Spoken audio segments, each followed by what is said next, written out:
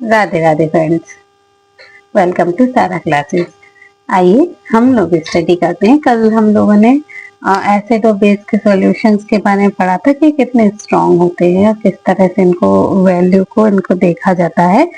ठीक है, तो इनके पीएच मान के अकॉर्डिंग, पीएच वैल्यू के अकॉर्डिंग इनको जज किया जाता है। ठीक है, तो ये है पीएच का एक पेपर जिसमें अलग अलग कलर अलग अलग चीजें बताते हैं। जैसे कि एकदम लाइट कलर ये गैस्ट्रिक जूसेस को बताता है, फिर लेमन जूस को, फिर जो 7 होता है वो किसका पीएच होता है, प्योर वाटर का, और ब्लड का 7.4 होता है।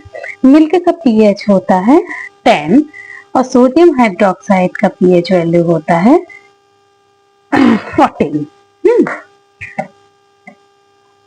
चले हम देखते, तो आप इस देखेंगे कि इस पूरी स्ट्रिप में अलग अलग कलर अलग अलग पीएच वैल्यूज को बता रहे हैं।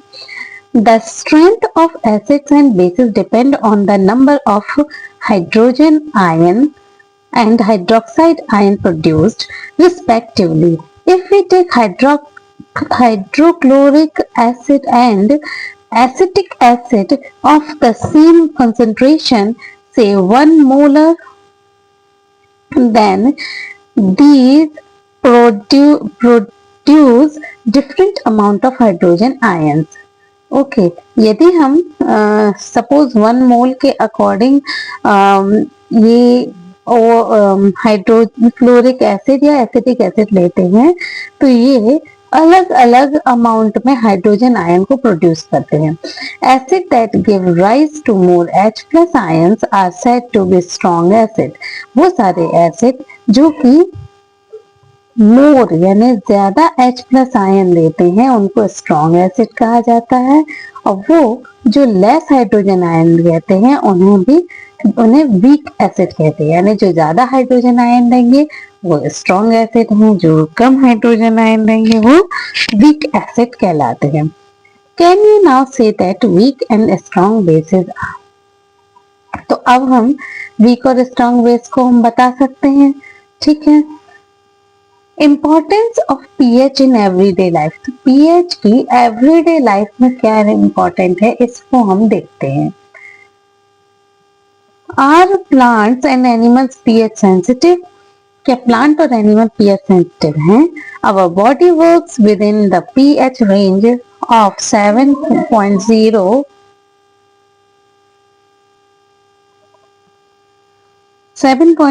to 7.8. Living organisms can survive only in the narrow range of pH change.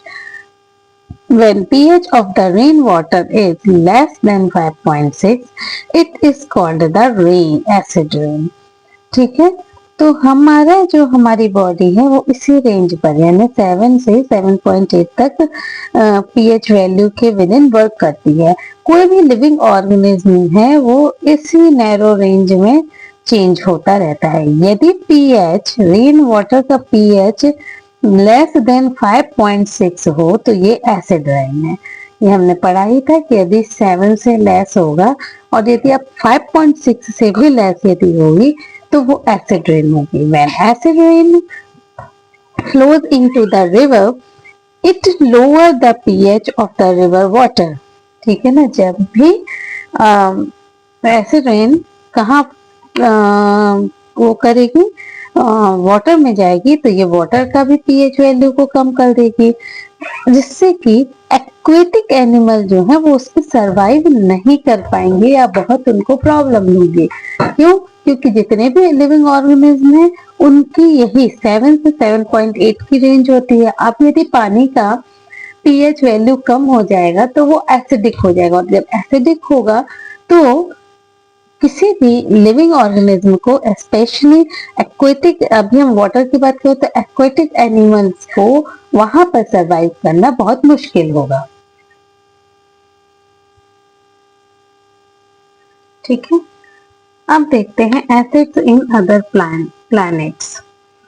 The atmosphere of Venus is made up of thick white and yellowish cloud of sulfuric acid.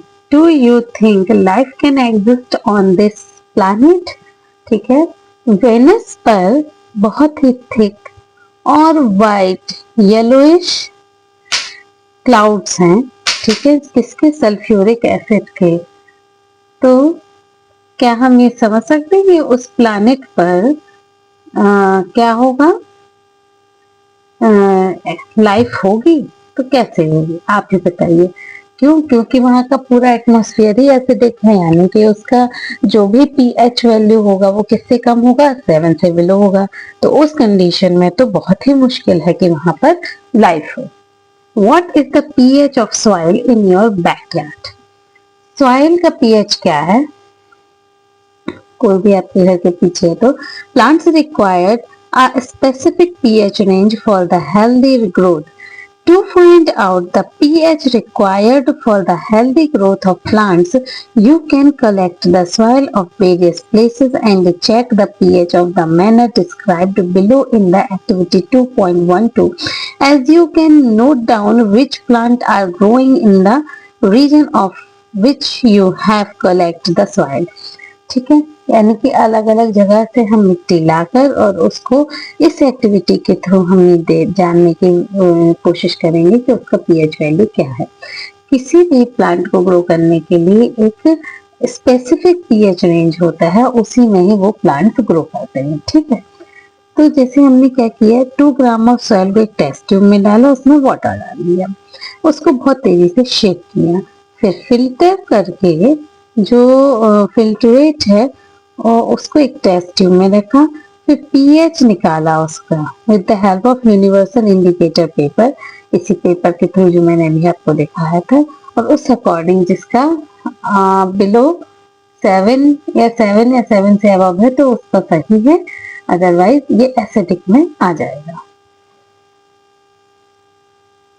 अब देखते हैं pH in our digestive system. हमारे digestive system में का pH किस तरह से है? It is very interesting to note that our stomach produces hydrochloric acid. It helps in the digestion of food without harming the stomach. ठीक है ना, हमारा जो स्टमक है उसमें हाइड्रोक्लोरिक एसिड होता है जो कि हमारे स्टमक को कोई हार्म नहीं पहुंचाता, उसके साथ साथ फूड के डाइजेशन में भी हेल्प करता है। During indigestion, the stomach produces too much acid and it causes the pain and irritation. To get rid of this pain, people use bases like antacid.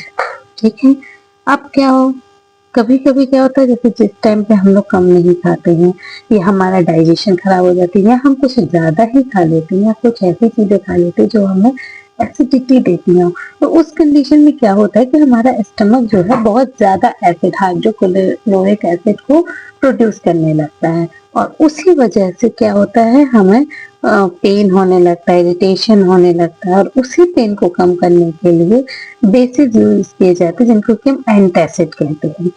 One such remedy must have been suggested by you at the beginning of this chapter. These antacids neutralize the excess acid. Magnesium hydroxide, milk of magnesia, a midway, is often used for this purpose. ठीक है, तो हमने starting में ही पढ़ा था कि acid को neutralise करने के लिए बेस की नीड होती है, यानी कि एंटासिड की नीड होती है, जैसे कि milk of magnesium hydroxide, milk of magnesia, या इसको हम बोलते हैं मैग्नीशियम हाइड्रोक्साइड, एक माइल्ड बेस। इसी को हम इस पर्पस के लिए यूज करते हैं। चलिए, अब टूथ डिके कब स्टार्ट होता है? जब pH of mouth is lower than 5.5। यदि माउथ का जो पीएच है वो 5.5 से कम होगा तो टूथ का डिके होने लगता है। Tooth enamels made up of calcium hydroxide crystalline from the calcium enamel made up of calcium phosphate. ठीक है, तो जो टूथ का एनेमल होता है वो कैल्शियम हाइड्रोपिटेट यानी कि एक ऐसा कैल्शियम फॉस्फेट का एक क्रिस्टलाइन फॉर्म है। is hardest substance in the body. It does not dissolve in water, but it corroded when pH in the mouth is below than 5.5.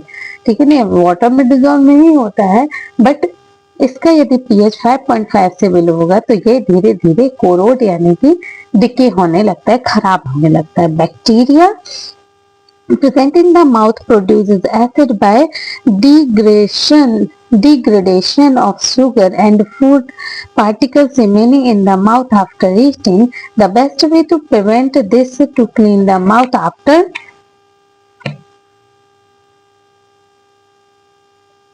eating food using toothpaste, which are generally basic. For cleaning the teeth can neutralize the excess acid and prevent tooth decay. ठीक है, तो जो हमारे mouth में जो sugar या food के particles होते हैं, तो जो बैक्टीरिया होते हैं वो उनको डाइजेस्ट करके क्या करते हैं, ये एसिड फॉर्म करते हैं. यही एसिड जो है वो हमें हमारे एनिमल के लिए बहुत ही हानिकारक होता है, हमें सूट नहीं करता है. इसीलिए इससे बचने का सबसे बेस्ट तरीका है कि हम अपना जो टूथ ब्रश है वो दिन में 2 बार जरूर करें, जिससे कि क्या होता है उसका एसिड का एक्सेस न्यूट्रलाइज होता है और हमारे टूथ का डिके होने से बच जाता है. Self defense by animal and plants through a chemical warfare. Have you ever been stung by honeybee? Bee sting leaves an acid which causes pain and irritation. Use the mild ways like baking soda on the stung area, give relief. Stinging here is nettle leaves inject methanoic acid causing burning pain. ठीक है, तो ये कहीं कहीं इस तरह भी use होता है. मान लो जैसे हनी बी हमको स्टिंग कर देती है, तो वो अपना जो एक एसिड है हमारे अंदर छोड़ती है, उस एसिड को माइल्ड करने के लिए बेकिंग सोडा का यूज किया जाता है उस एरिया पर, जिससे कि हमें रिलीफ होता है. उसी तरह से बर्निंग पेन को हटाने के लिए भी हम मैथानोइक एसिड का यूज करते हैं. तो ये था pH का importance in our daily life, और ये बहुत ही ज्यादा इम्पोर्टेंट है. अब इससे रिलेटेड अदर फैक्ट को हम नेक्स्ट क्लास में स्टडी करेंगे. तब तक के लिए टेक केयर. राधे राधे.